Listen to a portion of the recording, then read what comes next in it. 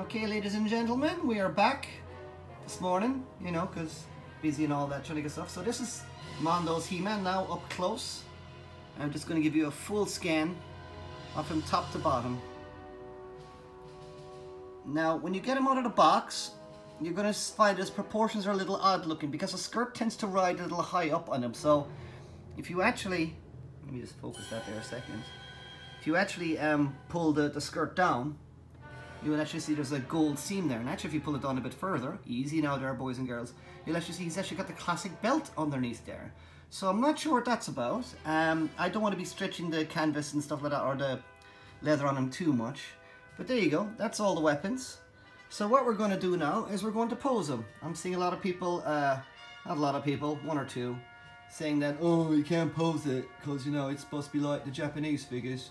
Well, we'll see about that, won't we? So I'm going to pass this camera out to my lovely girlfriend Alexandra, and I'm going to take this guy.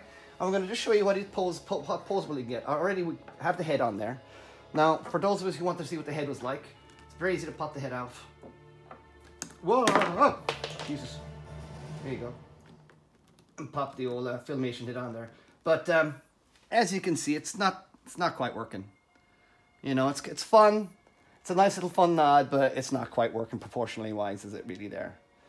So it looks a bit, I think if the head was bigger, or the neck was longer, or I think the head is, what I'm guessing is they probably took a 3D scan of the original figure, and I think they should have adjusted proportions of it ever so slightly to make it slightly taller, because this head was designed for a squat figure. This is not a squat figure, so that's probably why it looks a little odd. But the head is easily popped off, and put the head back on again. So there you go. So now we're going to mess about the posing on him, and I'm just going to quickly show you what the posing is like. Oh, before we do that, let's have a quick look around. There we go, all of his bits and bobs there. Lovely leather on the inside of his shield there. And nice little bits of nod to Battle Cat there in the old scabbard. I'm loving all this. I absolutely love this figure. I'm absolutely over the moon with it. I had a really busy work day yesterday, and I sat down after my work day, and I just couldn't get enough of this guy. He proper chilled me out, so he did. So we're now going to do the By the Power Grayskull pose. We're going to pop off his shield. Always put the hand on the shield before the thingy, before you pop it in, because it's just easier. Give him a nice full fist. Pop on his hands there.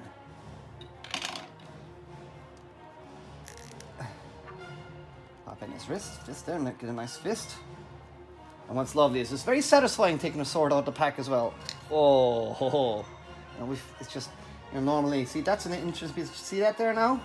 That's a very good way to do it, because you couldn't have a scabbard that would fit the cross guards in. That's a very nice, I think, thing done. And of course, lovely skull on the top there and stuff like that. I love this sword. That's a very nice sword. So, there we go. That's that.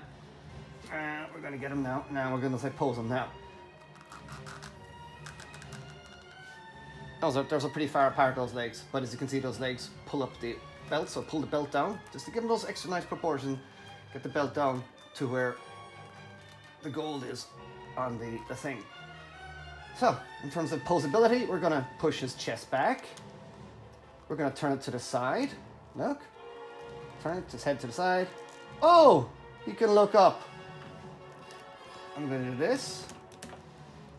Now his hands come out really far away as well. As you can see, look at my photographs as well. I've taken some dope photographs this morning as well. He's got both his sword in his hand and then his sword and his axe in his hand. So there we go. Make sure this wrist is kind of down. Come on, there we go. There we go. See? Get this hand down like that. You can get the sword down. Hands are nice and rubbery, so the sword just pops in there nice and easily. I love soft rubbery hands. One of my big thing about figures with interchangeable hands is changing out the hands.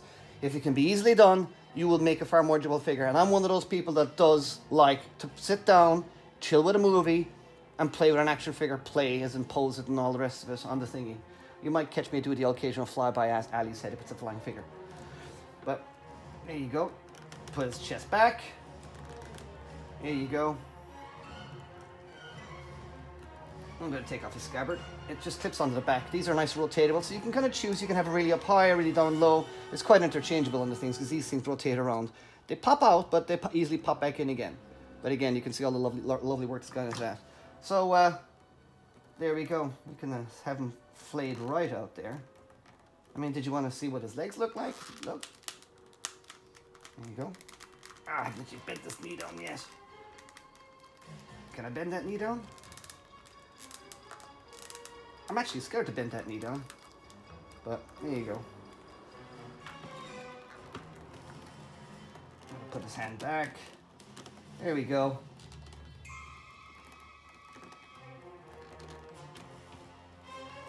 There we go. That. We can even put his hand on even straighter like that. There we go. Now, if that ain't a power Grayskull pose, I don't know what is. There we go. Actually, screw that. We don't need the base. Right. There you go. I mean, you can take that now. And I'm going to take the camera off Ali. And you can see there. There he is. In all of his power and glory. Look at that.